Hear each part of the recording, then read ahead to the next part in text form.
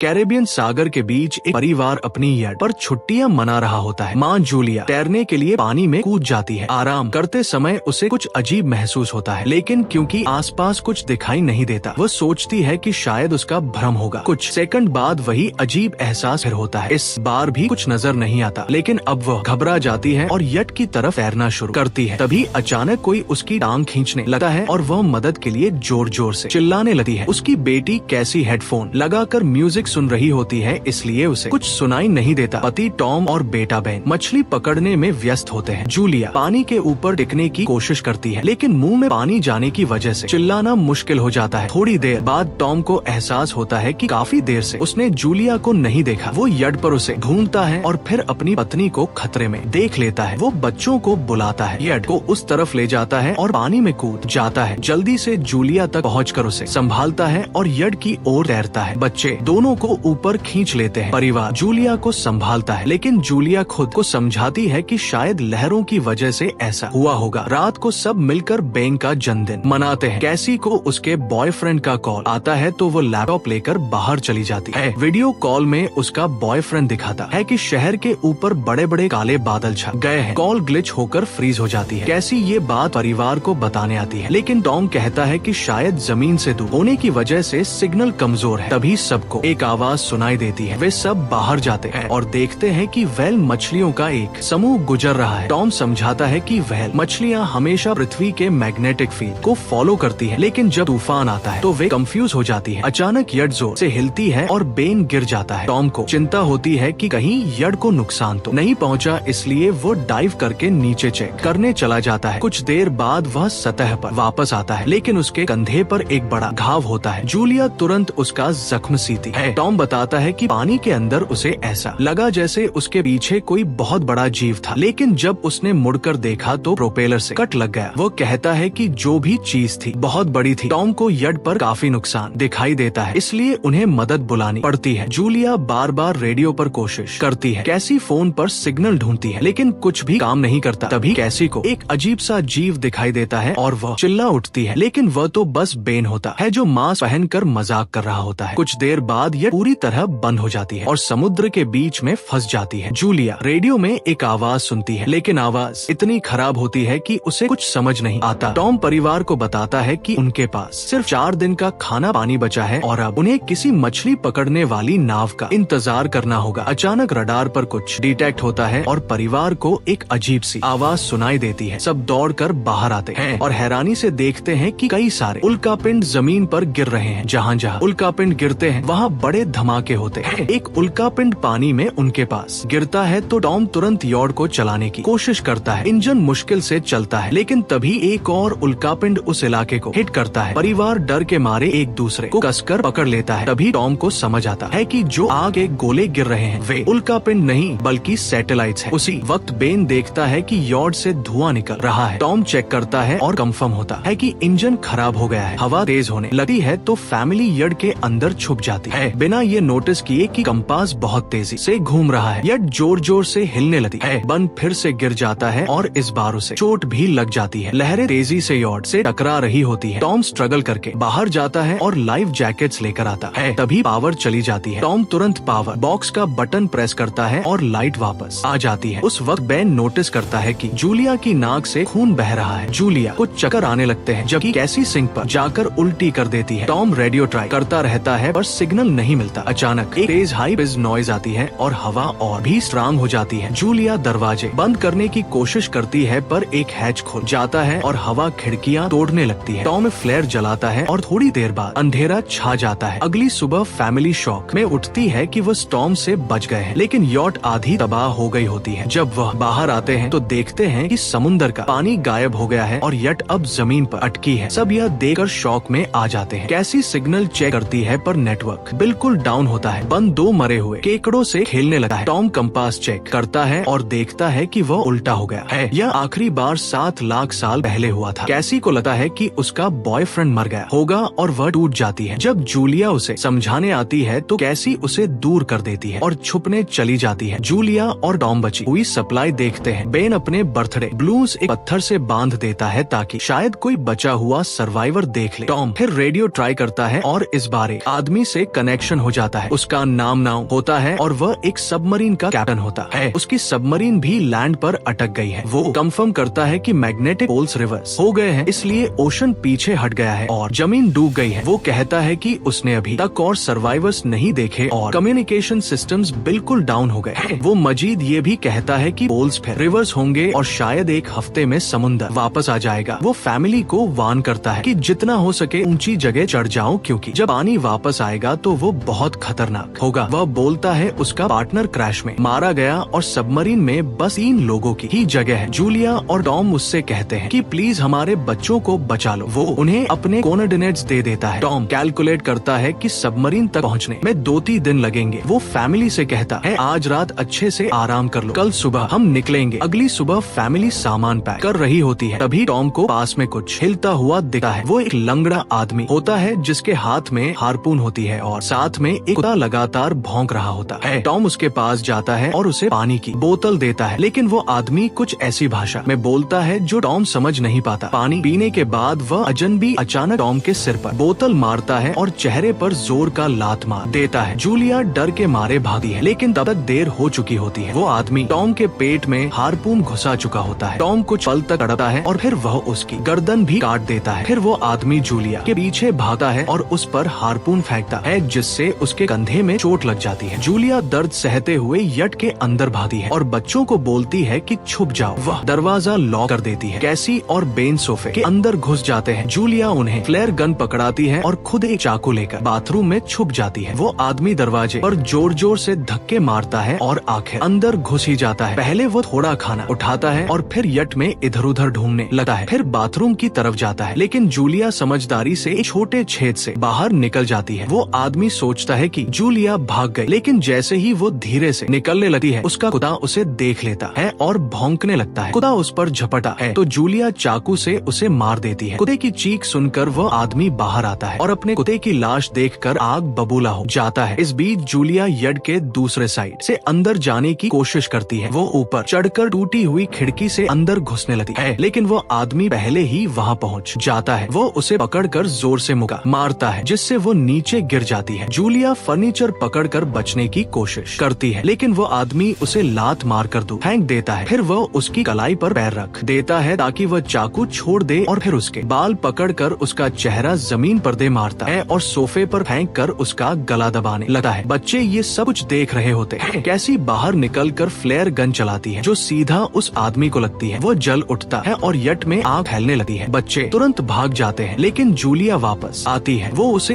एक एक मार कर गिराती है, मैप और बैग उठाती है और वहाँ से भाग जाती है। बेन और कैसी अपने पापा के पास जाकर रोने लगते हैं। जूलिया भी उनके साथ बैठ जाती है और तीनों मिलकर आंसुओं के साथ टॉम को आखिरी अलविदा कहते हैं। तभी वह डरावना आदमी फिर यट से बाहर निकल आता है तो फैमिली फिर से भागने लगती है। कुछ ही देर में यट एक बड़े धमाके के साथ उड़ जाती है। थोड़ी दूर चलने के बाद वो लोग एक छोटे से झरने के पास रुकते हैं ताकि थोड़ा आराम कर सके। कैसी सोचती है कि शायद वह पागल आदमी उनके पास गुब्बारे देकर आया था। ये सुनकर बेन खुद को कसूरवार मानने लगता है। जूलिया उसे समझाती है कि इसमें उसकी कोई गलती नहीं थी और सबको आगे बढ़ने को कहती है, क्योंकि वो आदमी अभी भी उनके पीछे है। रास्ते में छोटे तालाब के पास बने मरी हुई हैमर हेड शार्क देकर हैरान रह जाता है। तभी जूलिया नोटिस करती है कि वह आदमी फिर उनके करीब पहुंचने वाला है। सब लोग दौड़ पड़ते हैं और एक रेत के टीले से नीचे गिर जाते हैं, जहां उन्हें जहरीला कचरा दिखाई देता है। फैमिली सावधानी से उसे पार करती है और लगता है कि उन्होंने उस आदमी से पीछा छुड़ा लिया है। चलते चलते उन्हें बड़े बड़े मरे हुए सी एनिमल्स और समुद्र के नीचे जमा हुआ सारा प्लास्टिक दिखने लगता है। बेन धीरे धीरे चलने लगा है तो जूलिया समझ जाती है कि वह डिहाइड्रेशन के करीब है। वो सबको रुकने को कहती है। जब वो पानी की बोतल देखती है तो उसे झटका लगता है। बोतल में पानी लगभग खत्म हो चुका होता है। कैसी को एहसास होता है कि शायद उसने बोतल ठीक से बंद नहीं की थी। जूलिया गुस्से में चिल्लाती है कि उसकी लापरवाही की वजह से पानी खत्म हो गया। कैसी जवाब देती है, क्या फर्क पड़ता है, वैसे भी हम बचने वाले नहीं हैं। दोनों के बीच लंबी बहस होती है। फिर भी फैमिली आगे चलती रहती है। कुछ देर बाद उन्हें एक क्रैश हुआ प्लेन मिलता है। अंदर कुछ हिलता डुलता देख सब डर जाते हैं, लेकिन वो सिर्फ कुछ पक्षी होते हैं। फैमिली तय करती है कि रात यही प्लेन के अंदर गुजारेंगे। वह थोड़ा सा स्नैक शेयर करते हैं और जूलिया को टॉम की जैकेट में एक फैमिली फोटो मिलती है, जिसे देखकर उसका दिल टूट जाता है। कैसी पूछती है, मॉम आप और डैड की लव स्टोरी क्या थी? जूलिया मुस्कुरा कर बताती है, टॉम हॉस्पिटल में मेरा पेशेंट था। फिर एक दिन उसने फूल और एक प्यारी सी कविता देकर अपना प्यार जताया था। रात के बीच में कैसी प्लेन से बाहर जाती है, तभी वह डरावना आदमी उसे पीछे से पकड़ने की कोशिश करता है, लेकिन जूलिया अचानक पीछे से उस पर टूट पड़ती है और बार बार चाकू से वार करके उसे मार देती है। कैसी अपनी माँ को गले लगाकर शांत करती है। अगली सुबह उस आदमी की लाश पर कीड़े गुंड पड़े होते हैं। फैमिली नोटिस करती है कि उसके शरीर पर कई काटने के निशान हैं, मतलब इस एरिया में कोई खतरनाक जीव छिपा हुआ है। जैसे ही वह लोग वहाँ से निकलते हैं, केकड़े उसके मुंह से बाहर निकल आते हैं। कुछ घंटों बाद जूलिया और कैसी मैप देख रही होती है, लेकिन बेन धीरे से आगे निकल जाता है। जूलिया चिल्लाती है, रुक जाओ, लेकिन बेन एक तालाब में झुककर पानी पीने लगता है। जूलिया तुरंत उसे खींचकर बाहर निकालती है और समझाती है कि अनजान पानी उसे बीमार कर सकता है। धूप बहुत तेज हो जाती है तो फैमिली अपने सिर कपड़ों से ढक लेती है। बेन को चक्कर आने लगते हैं, तभी उन्हें कुछ पुरानी कुर्सियां मिलती हैं और जूलिया अब कैसी उनसे एक टेम्परेरी शेल्टर बना लेती है। जूलिया बेन को इंजेक्शन लगाती है और तय करती है कि वह रात वही बिताएंगे। सुबह जूलिया एक अजीब सी आवाज सुनकर उठती है। बाहर जाकर देखती है तो क्रैब्स का एक बड़ा झुंड उनकी तरफ आ रहा होता है। वह तुरंत बच्चों को उठाती है और तीनों भागना शुरू कर देते हैं। भागते भागते उन्हें एक बड़ा कार्गो शिप दिखाई देता है। वहाँ 3 क्रू मेंबर्स जिंदा होते हैं। एक औरत उनकी मदद करना चाहती है, लेकिन बाकी 2 आदमी मना कर देते हैं और तीनों फैमिली को बाहर छोड़कर कंटेनर लॉक कर लेते हैं। क्रैब्स पास जाते हैं। जूलिया बच्चों को कंटेनर के ऊपर चढ़ाती है। खुद जब चढ़ने लगती है तो क्रैब्स उसके पैर को जोर से काट लेते हैं। बच्चे उसे खींचकर ऊपर चढ़ाते हैं, नहीं तो वो नीचे गिर जाती। कंटेनर के एक छेद से आधे क्रैब्स अंदर घुस जाते हैं। क्रू मेंबर्स फायरिंग शुरू करते हैं, लेकिन क्रैब्स उन पर हावी हो जाते हैं और दोनों को मार डालते हैं। आखिरी आदमी छत के होल तक पहुँचता है, लेकिन क्रैब्स उसे भी नीचे खींच लेते हैं और वह भी मर जाता है। जूलिया अपने जख्म पर पट्टी बांधती है और बेहोश हो जाती है। कुछ देर बाद जब वो उठती है तो खुद को रेत के तूफान के बीच अकेली पाती है। वो घबराकर बच्चों को ढूंढने लगती है। एक मरी हुई औरत का हथियार उठाती है और जोर जोर से चिल्लाती है। कैसी उसकी आवाज सुनकर लौट आती है और बताती है कि वो और बेन मदद ढूंढने गए थे, लेकिन कोई नहीं मिला। फिर दोनों बेन से मिलते हैं, जिसे एक खुला कंटेनर मिलता है जहाँ वो तूफान खत्म होने तक रुक सकते हैं। जूलिया टॉम का लाइटर निकालती है और अपने जख्म को जलाकर बंद करती है, जो बेहद दर्दनाक होता है। तूफान थमने के बाद उन्हें एक और कंटेनर मिलता है जिसमें बहुत सारी पानी की बोतलें होती हैं। बॉडीज चेक करते वक्त उन्हें एक रेडियो और एक गन भी मिलती है। जूलिया नाव से संपर्क करती है और बताती है कि मैप खो गया है। इस पर नाव बताता है कि उन पर आर्थ्रोपॉड्स ने हमला किया था। वो अब इसके जीव हैं जो ऑक्सीजन की वजह से पूरी तरह पागल हो चुके हैं। अब नाव फैमिली को जल्दी करने को बोलता है, क्योंकि उसके इंस्ट्रूमेंट्स ने कैलकुलेट किया है कि समुद्र उम्मीद से ज्यादा जल्दी वापस आएगा और उनके पास सिर्फ कुछ घंटे बचे हैं। वह एक फ्लेयर शूट करता है और फैमिली उस दिशा में चलना शुरू करती है। लंबी वॉक के बाद फैमिली को एक टूटा हुआ टॉयलेट मिलता है जिसमें बेन पेशाब करता है। अब वो लोग आखिरकार सबमरीन को पास ही देख लेते हैं, लेकिन वहाँ पहुँचने के लिए उन्हें एक बड़ा चट्टानी रास्ता पार करना होगा। जैसे ही वह रास्ते से गुजरते हैं, दीवारें हिलने लगती हैं और पत्थर गिरने लगते हैं, जिससे एक भयानक रॉक स्लाइड हो जाता है। जूलिया तुरंत अपने बच्चों को साइड में धक्का देती है और खुद भी पीछे हट जाती है ताकि कुचली ना जाए। अब एक पत्थर की दीवार उनके बीच आ गई है। जूलिया बच्चों से कहती है कि वह बिना उसके आगे बढ़ जाए, लेकिन कैसी मना करती है और जोर देती है कि उसकी माँ को चढ़ने की कोशिश करनी चाहिए। बहुत बहस होती है और चिल्लाने के बाद जूलिया वादा करती है कि वह बाद में अपने बच्चों को ढूंढ लेगी। मजबूर होकर कैसी अपने भाई को खींच कर आगे ले जाती है। बच्चे चट्टानी रास्ता चढ़कर सबमरीन की तरफ भागते हैं, लेकिन वहाँ पहुंचकर देखते हैं कि नाव बाहर खून में लथपथ पड़ा है। वो समझाता है कि उसके लिए सब खत्म हो गया है और अब बच्चे सबमरीन ले सकते हैं। ये सोचकर कि एक एक्स्ट्रा जगह होगी, कैसी वापस अपनी माँ को ढूंढने भागती है। तभी जूलिया केकड़ों को आता देखती है और वो फायरिंग शुरू कर देती है। कुछ केकड़ों को वो मार देती है, लेकिन झुंड बहुत बड़ा होता है और सबसे लड़ना मुश्किल हो जाता है। उसी वक्त कैसी दीवार के ऊपर दिखाई देती है और हाथ आगे बढ़ाती है तो जूलिया अपने घायल पैर के बावजूद तेजी से चढ़ना शुरू करती है। कैसी की मदद से वो दूसरी तरफ पहुंच जाती है और दोनों साथ में सबमरीन की तरफ भागते हैं। बेन पहले से ही ऊपर खड़ा होता है और फायर खोल देता है ताकि केकड़े डिस्टर्ब रहे जब तक फैमिली ऊपर चढ़ जाए। केकड़े नाव के शरीर तक पहुंचते ही तुरंत उसे खाने लग जाते हैं। जूलिया गन उठाती है और फायरिंग जारी रखती है जब तक बच्चे अंदर चले जाएं। जब वह सुरक्षित हो जाते हैं, जूलिया समझती है कि गोलियां खत्म हो गई हैं, तो वह गन केकड़ों पर फेंक देती है और अपने बच्चों के साथ अंदर चली जाती है। फैमिली हैच को अच्छे से लॉक करती है और खिड़की से केकड़ों को सबमरीन के चारों तरफ देखती है। इसी वक्त समुद्र वापस आ जाता है तो तीनों तुरंत अपनी सीटों पर बैठकर बेल्ट पहन लेते हैं और एक दूसरे का हाथ पकड़ लेते हैं। तेज लहरें सबमरीन को जोर जोर से इधर उधर फेंकना शुरू कर देती है, जिससे जूलिया को पूरी जर्नी के विजन दिखने लगते हैं और कैसी उल्टी कर देती है। जल्दी ही वो हाई पिच आवाज वापस आती है और फैमिली बेहोश हो जाती है। कुछ देर बाद जूलिया और बच्चे होश में आते हैं और खुद को जिंदा देकर खुश होते हैं। वो हैच अनलॉक करके बाहर निकलते हैं और देखते हैं कि लहरों ने सबमरीन को एक तबाह शहर में गिरा दिया है। यानी अब जिंदा रहने और नया जीवन शुरू करने की उम्मीद है। और यहीं पर फिल्म खत्म होती है। चैनल को सब्सक्राइब करना ना भूलें और बेल आइकॉन जरूर दबाएं ताकि आपको ऐसे ही मजेदार वीडियो मिलते रहें। देखने के लिए धन्यवाद।